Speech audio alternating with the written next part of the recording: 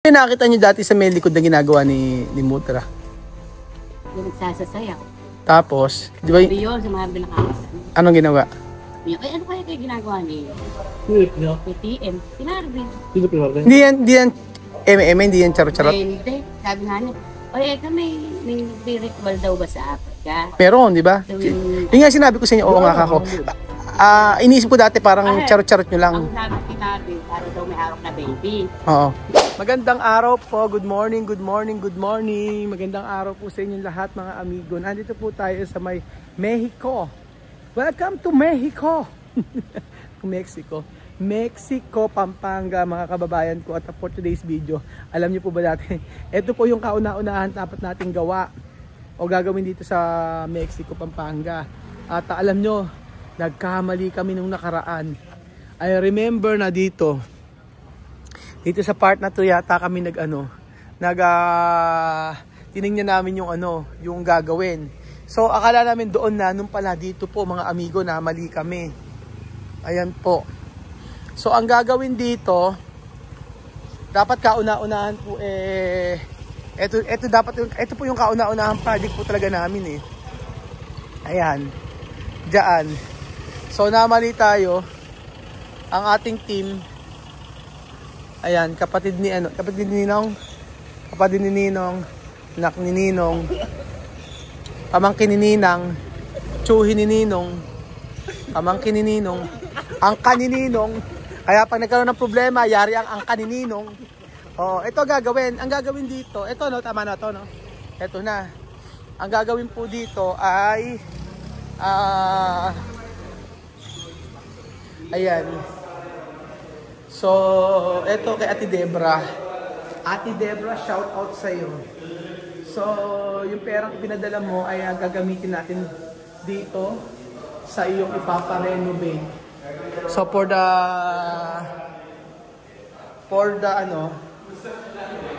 at last, finally, masisimulan na po. Ayan.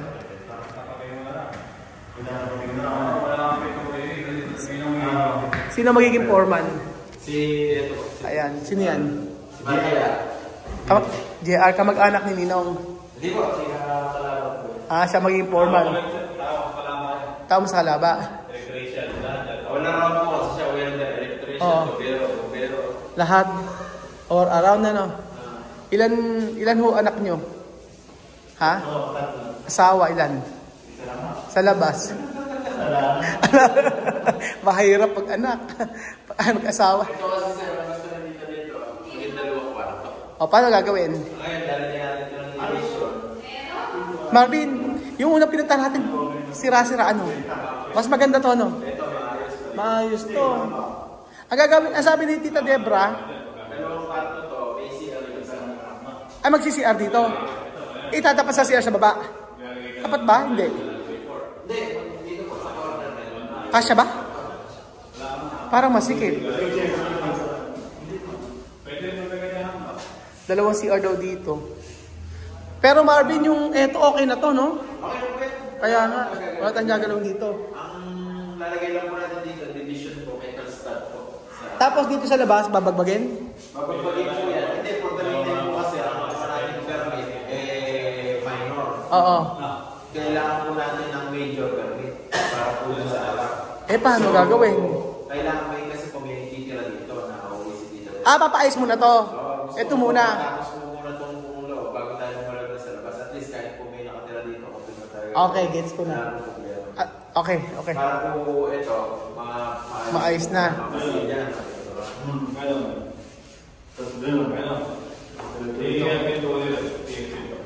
Oo, kasya naman.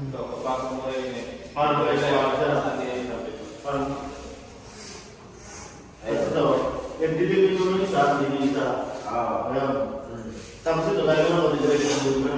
Huwag mo kayo diretso pa, diretso yung kaya, hindi kayo ikot. Baka kumipot pa.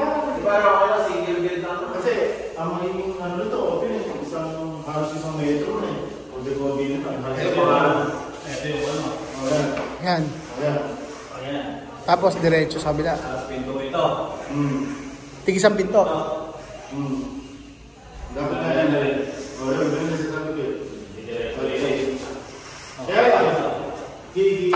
Kikitid.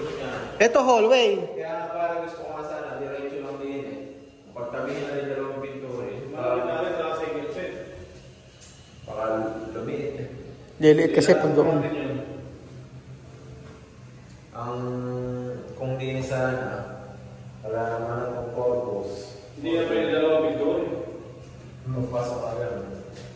Pagka dalawang pinto dyan, nandito rin isa, nandito na. Ito na lang din yan. Dito na lang yan. Dili. Dito pala sa 20. Yan yan, choice mo. Yung pagkaroon dito. Magkakaroon na. Actually, okay naman eh. Finishing na lang mga amigo. Mas maganda to, Ate Debra. Si Debra po, siya yung si Chi and Debs sa YouTube. Napakabait niyan. Sobrang bait. Siya yung nag-sponsor kay Pogi ng mga gamit sa bahay, mga amigo. Siya po yung nagbigay ng mga ilaw. Sobrang bait. Napaka-humble. Siya ay nasa Canada. So ito, magkakaroon ito ng second floor mga amigo. Ayan, magkakaroon ng second floor. Tapos ito, maluwang siya dito sa baba. Ayan. Tapos sa CR, actually ayos naman ang CR eh. Wala nang kailangang ayusin dito eh. Pwede siguro pinturahan na lang. Ayan. Tapos dito may babakuran siya dito. At ayan si Ninang. Madam, hindi ka rito. May nakikita ko. Hindi ka kita masyado. Sabi ko sa'yo, ganyan yung susuot mo. Yung mga bagay sa'yo kasi. Side view. Side pa. Ayan. Ayan. Yung talaga, side pa. Ganda, Baling-baling katawan. Okay na. Sumakit yung balakang. Finally, Tita Debs. Debra, Mariosep, after ilang years, magagawa na po yung bahay ninyo. Magkakaroon na second floor dito sa taas. Abakuran. Saan nga? Oo. So, si Ate Debra, bumili na ng mga gamit yan. May aircon na, di ba? Kompleto nga eh. Dadalhin na namin dito bukas yung mga pwedeng dalhin. Kaya nga. Tapos, padamo muna agad kay Nino. Saan sila matutulog dito? Dala na muna. Dala na ba nila gamit la? Mag-start sila ngayon. Oo nga, tapos kakausapin na natin yung hardware. Usually po mga amigo, tumatawag lang kami ng... ano lang po kami, kakausap na kami ng hardware, tapos lahat ng materials doon kukunin, papasa lang sa akin. Then double check ko, and then sisend ko sa foreman kung yun yung order nila, and then babayaran ko. So kahit saan po pwede kayo magpagawa. Kahit sa Quezon, kahit sa Bohol, sa Cebu, kayang-kaya namin yan mga amigo, basta iwanan namin yung foreman at yung mga tauhan. Ganun po mga kababayan ko. So finally, magagawa na rin po yung bahay ni Ate Debra. Uhusayan namin yan. Ayan po. Tapos, actually maluwang naman siya. Papalitan, maluwang naman. Oo, aasintahan yan sa anuhan. Nalalasin na bago rin. Oo. Pero konting ano lang naman. Touch. Magkakatalo dito sa may sa mga tiles. Kikisamihan. Oo. Para matiran. O meron pang Kailangan na. Oo nga, kailangan. Kaya lang kasi, usually kasi mga amigo pag mga subdivision na ganito, yung finishing po, hindi kahusayan, hindi kagandahan yung mga materials na ginagamit. Tingnan nyo nga po mga amigo, yung bintana pa lang nila. Ganyan lang po. Yung bintana. Hindi siya matibay, tsaka yung pagka. Tingnan nyo. Diba? Hindi pulido, mga amigo. So, ang gagawa dito, 5? 2, 5. 5 kayo, no? 5 ang gagawa dito. Marvin, dito ano gagawin dito, Marvin? Dito. Dito po, i-stow ko natin. Pa-stow ko natin yan. Gusto ko rin dito i-stow ko, tapos pinapili na siya tiles, sinenda sa akin. Oo. Tapos sa taas, Paano ko lagyan ng, kasi po nakapropose dyan, pipinturahan lang. Oo. Parang sana, lagyan ng PVC kasi konti lang. PVC na lang natin. Oo, para gumanda. Parang masulit man lang yung paghihintay. Oo, masulit yung paghihintay ni Ate Debra. I-PVC natin yung ibabaw na to. Kahit ito lang. Kaya niya po ito ilalim. Oo. Kasi pangit po ito. Ano? Pangit po. Pangit nga, oh. Pagka pininis mo pang ganyan, mas matagal pa yan. Pwede naman sa background ng TV rate. Sige. Para... Oo. Oo, PVC yan. Para gumanda pa ito. PVC natin, kahit yun lang. Kasi pagka pininis mo ganyan, pangit. Hindi, dyan na nainong yan. Alis flat na din. Kaya, Plain lang pa. Hindi ko lang kayang bakalaan. Hindi, ano ito?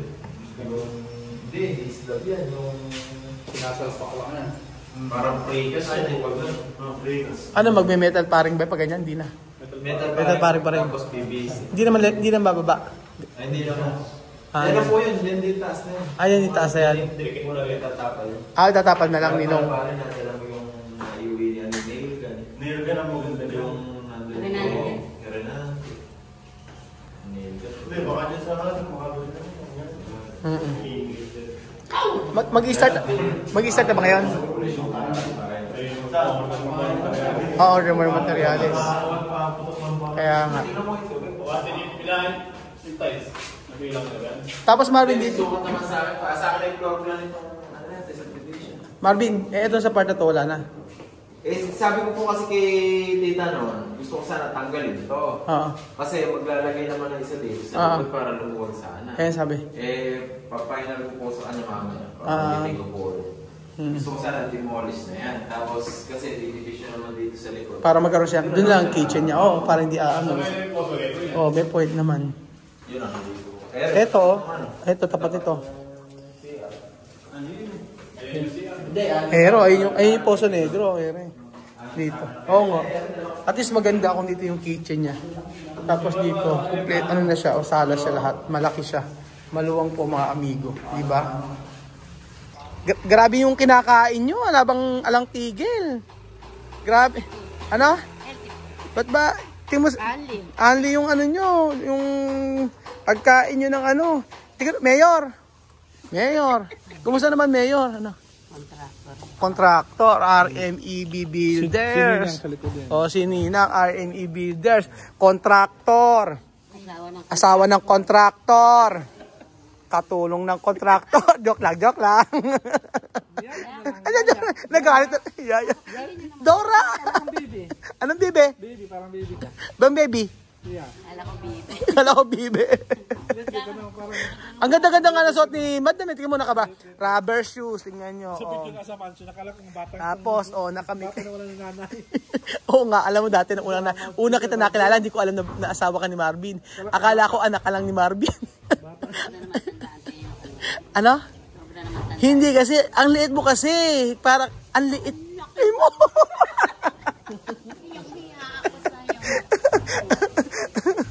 May tatanong ako sa'yo para ikaw naman ang Eric. Baka chismis na naman yan. Kaya, hindi tayo nabubuhay. Ay, buisit. May tatanong ako sa'yo. Ikaw, sa tingin mo, napapaikot ba ni TMC Kuya Raul? Ano Grabe, pag sinabihan lang kitang maliit, binabanatan mo ako ngayon. Ano tanong mo? Napapaikot ka ba ni TM? Kasi parang lahat kasi nang sinasabi ni TM, sunod ka lang ng sunod. Magaling si Tim magpaikot ng tao. Paano magpaikot? Ikot-ikot lang, ikot-ikot lang. Ganon. Ikot lang, ganon? Yung lahat na sabihin niya, susundin mo. Kasi maraming nakakapasa nun, una pa lang. Kung ano yung sabihin ni TM, sumusunod ka lang. So ayun nga, siguro sa akin, parang may mga instances na gano'n nga na parang napaikot si Kuya Raul sa mga mga decision niya. Siguro, yun ang opinion mo. Opinion ko lang yun kasi may mga kasi yung kadalasan naman kasi na ginugusto naman ni Chami, sinunod mo naman, diba? Yun nga, pagdating kasi sa bata, minsan wala talaga akong magawa, di ba? Wala akong magawa pagdating sa mga bata.